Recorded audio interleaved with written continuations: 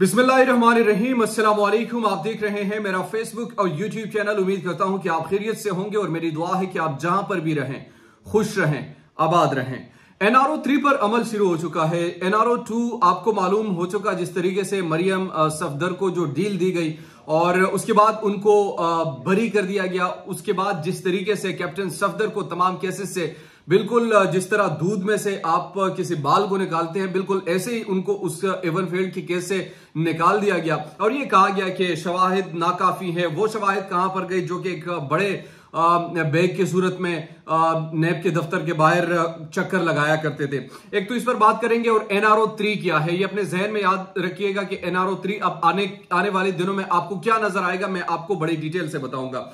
दूसरी तरफ इमरान खान ने वो सवालात उठा दिए जो यकीनन उठाने चाहिए और पूछने चाहिए, क्योंकि ये सिक्योरिटी ब्रिज मैं इसे तस्वर करता हूं और कुछ बहुत सारे लोग इसको अपने अपने मफाद के लिए इस्तेमाल करते हैं। लेकिन मेरा शुरू ही से यही मौकफ है कि जनाब देखिए, एक चीज को आप तो चले अपने मफाद के लिए, अपनी सियासी बयानी के लिए इस वक्त इस्तेमाल करें जिस तरीके से भी आप कर सकते हैं, मगर इवन प्राइम मिनिस्टर ऑफिस है, कोई लल्लू पंजू ऑफिस नहीं है। जिस तरीके से ऑडियो लीक्स वहां पर हो रही, जो वहां पर उनके बातें रिकॉर्ड की जा रही है, उनके इंटरनल मैटर्स पर जो डिस्कशन हो रही है वो रिकॉर्ड किए जा रहे हैं। तो कल किसी और वजीर आजम के साथ होगा, शहबाज शरीफ के साथ हो, दूसरे के साथ हो, तो मेरे ख्याल में फिर उनके लिए भी मसाइल खड़े हो सकते हैं। और अगर ये इमरान खान के साथ हो चुका है तो डेफिनेटली शहबाज शरीफ और दीगर वज़राए आजम के साथ भी ये तमाम चीजें हो रही होंगी और हो चुकी होंगी। तो इस पर बात करेंगे कि इमरान खान ने इस पर क्या सवालात आज उठाए। किंग एडवर्ड में आज उन्होंने खिताब किया स्टूडेंट से, उस खिताब में उन्होंने क्या कहा। और तीसरी चीज हम डिस्कस करेंगे नवाज शरीफ की वापसी के हवाले से बड़ी चीजें कंफर्म हो रही है। नवाज शरीफ ने इस हवाले से क्या चीजें अब तक अमल में लाई गई है वो मैं आपके सामने रखूंगा। ये तीन चीजें आपने मेरे साथ रहना है। अगर अभी तक आपने हमारे चैनल को सब्सक्राइब नहीं किया तो काइंडली सब्सक्राइब कीजिए, बेल आइकन को प्रेस कीजिए ताकि नई आने वाली और लेटेस्ट अपडेट से आप बाखबर रहें। सबसे पहले NRO 3 का जिक्र करते हैं। NRO 2 का बुनियादी तौर पर मकसद यह था कि मरियम सफदर, कैप्टन सफदर और इससे जुड़े जितने भी उनके केसेस थे उनको बरी करना है, उनको इससे छुटकारा दिलाना है, इलेक्शन के लिए माहौल साजगार करना है। तीसरी चीज अब क्या होने वाली है? तीसरी चीज अब यह होने वाली है कि नवाज शरीफ के लिए रास्ता साफ किया जा रहा है। उससे पहले क्या होगा? दो चीजें हो सकती है, मैं आपको अभी बता रहा हूं। पंजाब में तब्दीली लाई जा सकती है, कुछ लोगों के जमीर के सौदे किए जा सकते हैं और जिसकी बुनियाद पर पंजाब में हुकूमत दोबारा पाकिस्तान मुस्लिम लीग नून की तरफ जा सकती है या PDM की तरफ जा सकती है। एक तो ये चीज पॉसिबिलिटी है और इसके इजहार आज उन्होंने वजीर दिफा ख्वाजा आसिफ साहब ने भी किया कि जब तक पंजाब में तब्दीली नागुज़ीर है, वो इसलिए क्योंकि जब नवाज शरीफ आना चाहते हैं तो उनके लिए कोई प्रॉब्लम ना हो। दूसरी चीज ये हो सकती है कि कबल अज वक्त जमानत उनकी ली जा सकती है, कबल अज गिरफ्तारी, या जो उनके आने से कबल जमानत उनकी ली जा सकती है। फिर यहां पर आए, वो खुद रूबरू कोर्ट में पेश हो और फिर वो जमानत के लिए कोर्ट में जाए और वो खुद वहां से जमानत हासिल करे। तो ये जमानत जब उनको हासिल हो जाएगी, उसके बाद ग्रेजुअली इस पर अमल किया जाएगा कि किसी तरीके से अब इस केसेस जो नवाज शरीफ पर जो पाबंदियां आयद की गई या 10 साल के लिए नाअहल किया गया था, वो तमाम फैसलों को कलादम करार दिया जाए।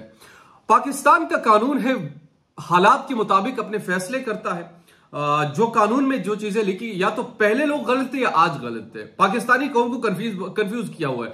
कल आपको कोई नया बच्चा मिल जाएगा और उस बच्चे की आप अपब्रिंगिंग करेंगे, उनको आप फिर सियासी मैदान में उतारेंगे, उनके लिए ग्राउंड सेट करेंगे, उनके जो अपोनेंट्स होंगे उनको इसी तरीके से नाअहल करेंगे जिस तरीके से नवाज शरीफ को या किया था या करवाया गया था। अब ये सवाल बड़े तल्ख सवालात है, आपको सुनने पड़ेंगे और उन लोगों को खासतौर पर सुनने पड़ेंगे जो लोग इन सवालात को बड़े पहले आराम से पास करते हैं। अब ऐसा नहीं होगा, अब ये सवालात पूछे जाए, क्योंकि आप पाकिस्तान की सबसे बड़ी अदालत ने यह कहा था कि वो चोर है, सिसिलियन माफिया है, करप्ट है, और उसी की बुनियाद पर उनको 1 साल के लिए नहीं 10 साल के लिए नाअहल किया गया था। और जब 10 साल के लिए किसी शख्स को आप नाअहल करते हैं, फिर आपने अभी ग्राउंड लेवल प्लेइंग जो है वो सेट करनी है, सबको यकसा मुहैया ग्राउंड फराहम करना है, या ये मतलब कौन कर रहा है? ये सवाल तो बुनियादी तौर पर पूछना चाहिए। किसकी तरफ हम देख रहे हैं? आजकल जो डिसीजन हो रही है, क्या वो वाकई पाकिस्तान की पॉलिटिशियंस कर रहे हैं? क्या ये जो तमाम तर सिनेरियो हम देख रहे हैं, ये वाकई तमाम पॉलिटिशियंस कर रहे हैं? ऐसा बिल्कुल भी नहीं है। बहुत सारी चीजें ऐसे हैं जो कि पसे पर्दा हो रही है, बहुत सारी चीजें ऐसे हैं जो कि वहां से तैयार शुदा होकर आती है, बहुत सारी चीजें ऐसे हैं कि जो प्रेशर की बुनियाद पर की जा रही है। और ये पहले भी होता रहा, ये अब भी हो रहा है। अगर इस मामले में कोई समझता है कि नहीं नहीं वो तो अभी अपना काम करे, ऐसा कुछ भी नहीं हो रहा, तो उससे बड़ा मैं अहमक इस वक्त नहीं समझता। इमरान खान ने जो न्यूट्रल्स के हवाले से आज सवालात उठाए हैं, वो नंबर 1 क्वेश्चन क्या था? नंबर 1 क्वेश्चन ये था कि जनाब ये जो ऑडियो लीक्स हो रही है, बताइए ये क्यों हो रही है, कैसे हो रही है? क्योंकि you are the responsible. Pakistan के प्राइम मिनिस्टर की जो सिक्योरिटी की जिम्मेदारी है वो हमारे मिलिट्री के हवाले। अच्छा, ये चूंकि सवाल ये है कि ये सिक्योरिटी ब्रिज है, ये लोग पूछ रहे सिक्योरिटी ब्रिज क्यों नहीं है? ये इसलिए सिक्योरिटी ब्रिज है क्योंकि प्राइम मिनिस्टर जो मैटर डिस्कस करते हैं वो पब्लिकली नहीं होते, सीक्रेट। ये आप लोगों ने ये सीक्रेट एक्ट क्यों फिर नाफिज किया? सीक्रेट एक्ट पर है क्या?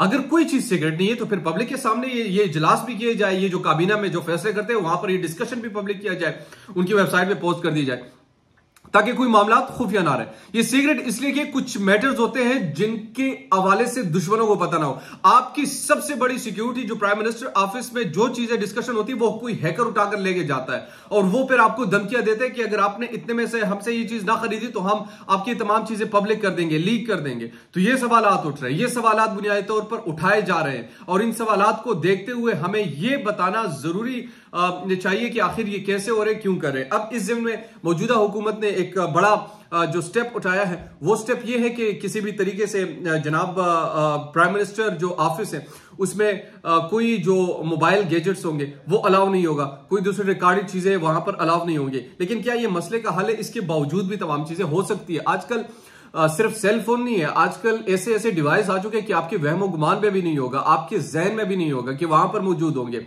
ये कोई सेल फोन की रिकॉर्डिंग नहीं है, ये मुसलसल कोई मुझे डिवाइस लग रही कि वहां पर रखी गई थी और किसी को पता नहीं था। तो सबसे पहले तो ये सिक्योरिटी के जो एहलकार है उनको बता देना चाहिए कि भाई जनाब आप लोग यहां पर क्या कर रहे हैं, किस हवाले से, किस तरीके से ऐसा हो सकता है। पाकिस्तान का प्राइम मिनिस्टर है, कोई मामूली बंदा थोड़ी है, चाहे जिस तरीके से भी हो, मगर रिकॉर्डिंग्स होती है, मामले चलते हैं, इजलास होते हैं, ज्यादा से ज्यादा प्राइम मिनिस्टर में फोन जो है वो अलाउ नहीं होंगे, इजलास में वो नहीं लेके आ सकते, वो बाहर रिकॉर्ड करेंगे। बहरहाल इस इशू को देखना चाहिए, और जिस तरीके से पाकिस्तान के कानून के साथ जो खिलवाड़ किया जा रहा है, पाकिस्तान के आइन के साथ जो खिलवाड़ किया जा रहा है, पाकिस्तान के अदलिया के साथ जो खिलवाड़ किया जा रहा है, मेरी नजर में करने दीजिए। लेकिन पाकिस्तान की कौम के अगर आपने इज्जत बहाल करनी अपने पाकिस्तान की कौम की नजरों में, तो मेरे ख्याल में वो इससे नहीं होगा, इससे मजीद आप गिरेंगे और गिर रहे हैं, और मजीद लोग नाउमीद होते जाएंगे, नाउमीद हो रहे हैं, और वो इस तरीके से सवालात भी कर रहे हैं। दीजिए मुझे नुमान खान को आज की इस व्लॉग से इजाजत। अल्लाह ने कहपान।